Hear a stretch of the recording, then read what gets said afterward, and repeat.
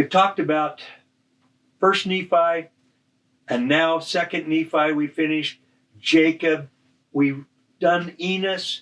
Holy cow, there's not very much left in the small plates of Nephi. We have 3 really small little books, Jerem, Omni, even though they're not the only people in those books. And then we have the Words of Mormon that is very, very unique and different from all of them. Mm-hmm. Well, let me tackle Jerem. Okay. And I think that one of the things that's really interesting about Jerem is probably a good prophet, a great prophet as well, but he says it's all been said. In verse 2, he says, wherefore, because he's talking about the plates and all of that, wherefore it must needs be that I write a little, but I shall not write the things of my prophesying, nor of my revelations. For what could I write more than my fathers have written? For have they not revealed the plan of salvation? As if he's the only just bear testimony. That is a great phrase. Yeah. And so while we look at Jerem and we try to figure out what everything's going on, and he's telling us that they're prospering, the Nephites are prospering, over in verse 11, the prophets and the priests and the teachers, as we've talked about before, that's not necessarily priesthood offices as we think of today, but they're teaching people, they're ministering, they are pastoring people, and they believe in him as though they believe in the Messiah as though he had already come. They're looking forward to that great event. And Jerem is giving us just the cliff notes of their experience, but he's not telling us a lot more because we've already got it. Yeah. And his fathers have taught us. And I think that's a beautiful statement that Jerem says, what more can I teach? What more can I add than what Nephi said, or Jacob said, or Enos said? And so Jerem just bears his testimony and passes it on. Well, the book of Omni. One distinctive thing about the book of Omni, you'll notice in verse 1 at the tail end, I of myself am a wicked man. Whoa! How would you like to put that in a record that's going to endure forever? And I have not kept the statutes and the commandments of the Lord as I ought to have. But he goes on to say, but I keep the record. Mm-hmm. It's as if that was such a sacred responsibility that even people who weren't living the gospel sensed the need to pass on the testimony from generation to generation. And they knew that it was the spiritual record.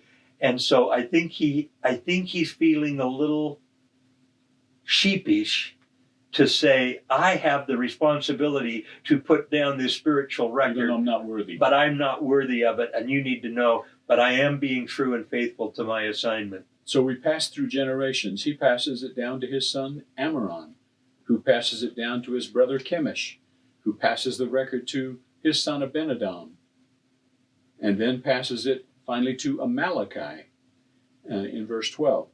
Well, the verses that to me are so appealing are over here in the latter part.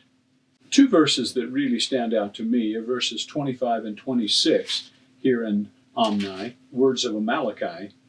It came to pass that I began to be old. There's that phrase again. I tell you. And having no seed. Those verses have all of a sudden jumped out of the pages at us. Yeah, they're painful. Yeah. Having no seed, knowing King Benjamin to be a just man, he's introduced the fact that now King Benjamin is presiding.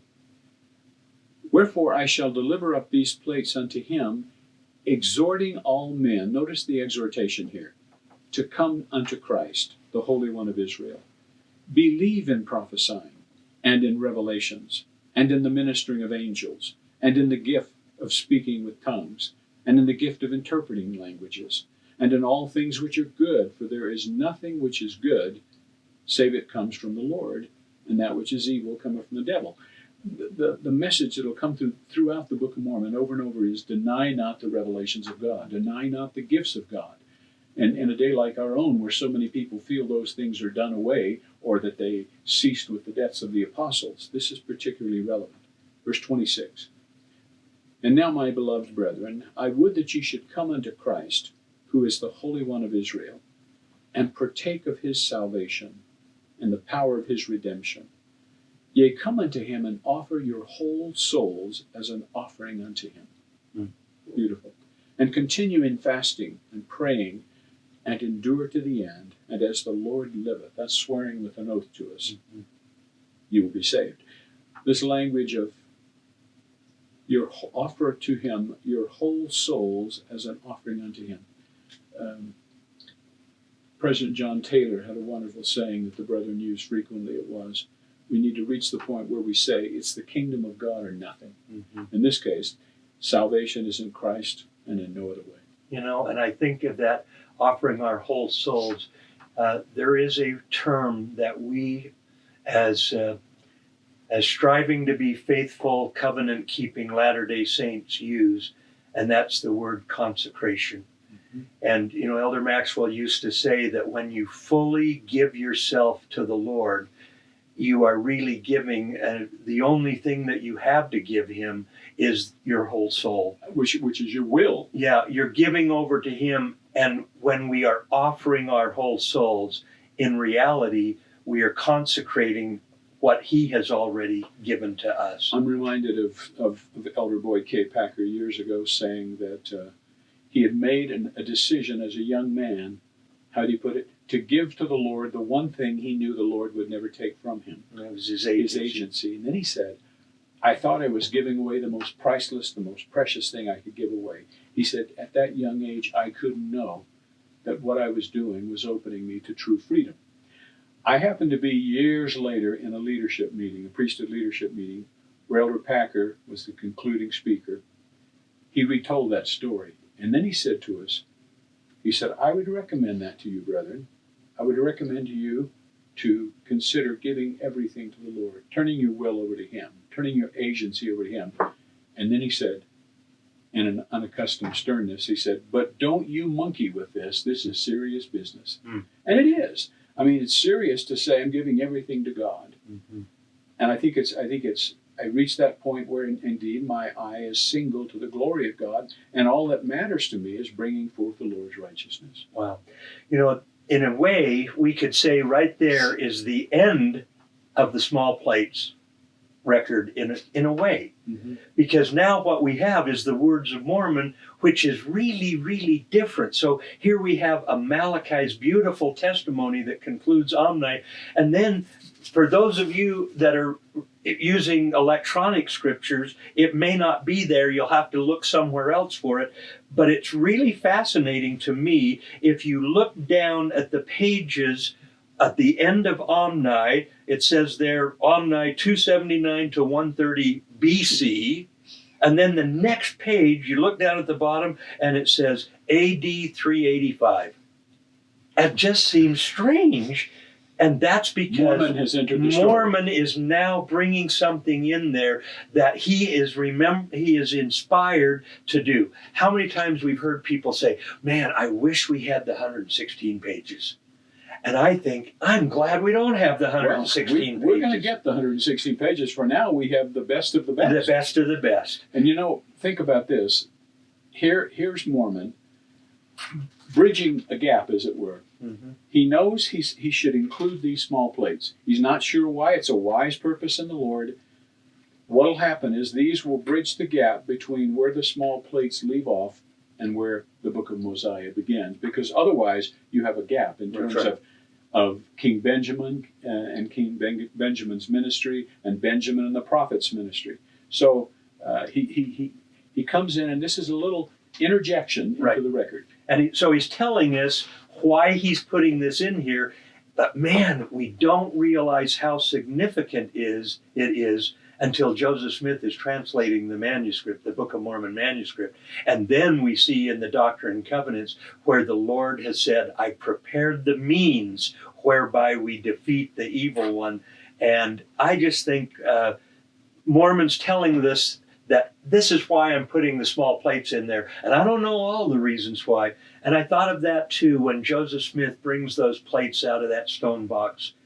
And as he's looking at that, I've wondered if he thought, what's this here?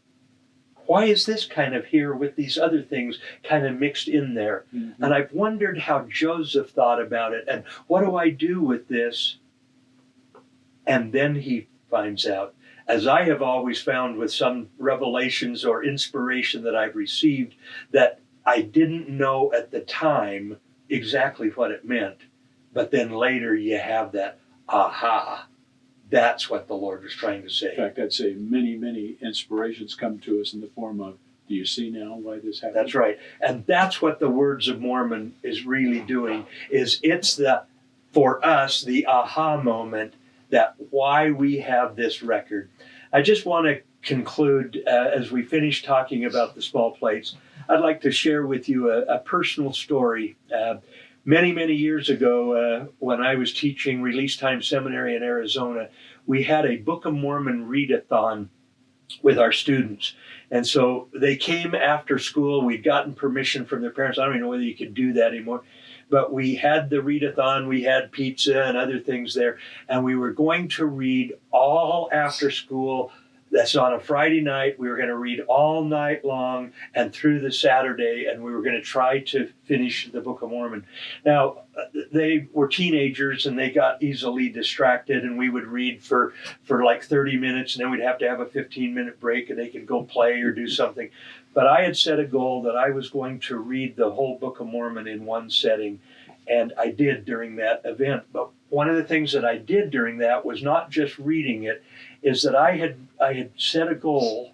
I had the audacity to mark everything that taught of Christ throughout the Book of Mormon. Now, I'm sure that I got a little bleary-eyed at the end, but I have to bear testimony of the fact that my red marks were more pronounced in the small plates of Nephi than virtually anywhere else in the Book of Mormon.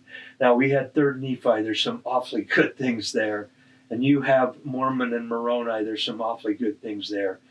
But I realized that day, that night, and that day, that when Mormon tells us I've been inspired to put this in there, and it's a precious writing, in my own life, I saw it.